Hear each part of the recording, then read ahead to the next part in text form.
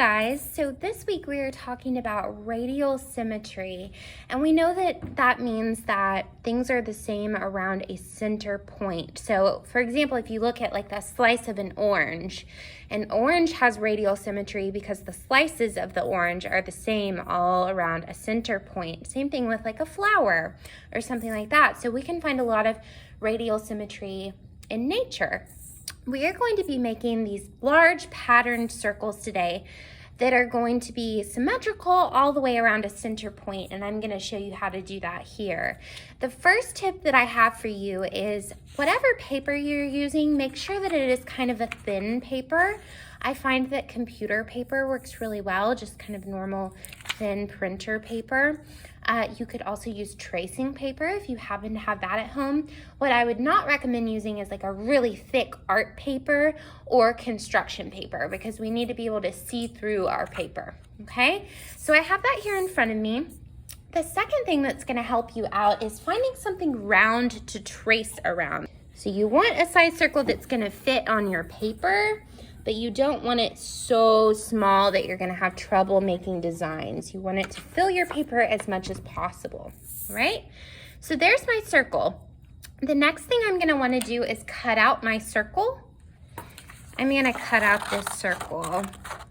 And again, this doesn't have to be perfect. We're just trying our best. I'm using my best scissor safety and kind of turning as I'm cutting it so that I'm holding on the opposite side from my scissors for safety. All right. Then we're going to want to fold our circle into parts. So I have my circle here.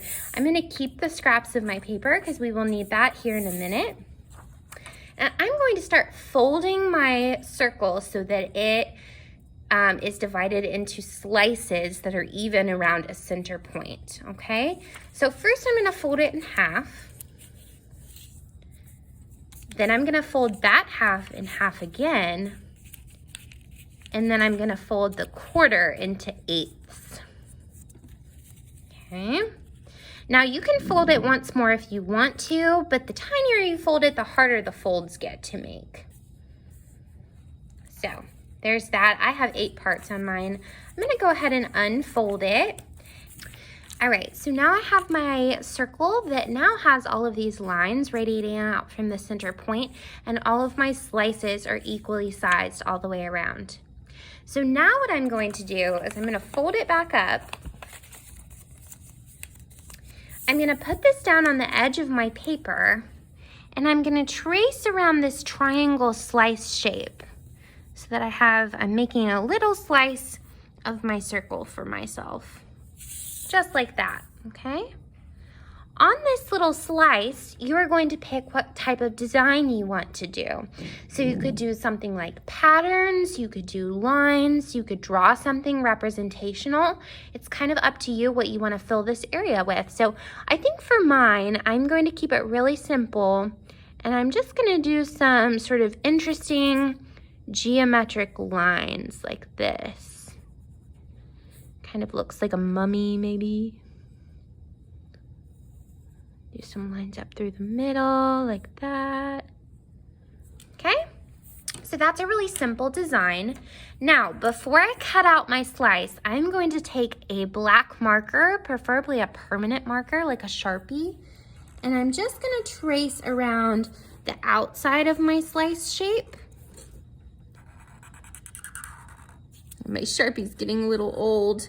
You need to make sure you can see some really bold black lines on this. So use a new marker. Don't do what I'm doing and use an old one.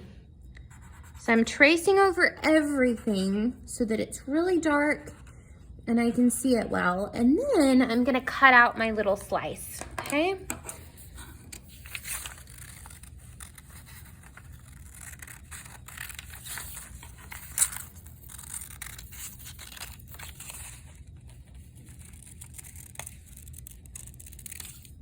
All right, so now I have my slice with my marker design on it, and I have my circle with my 8 slices all the way around.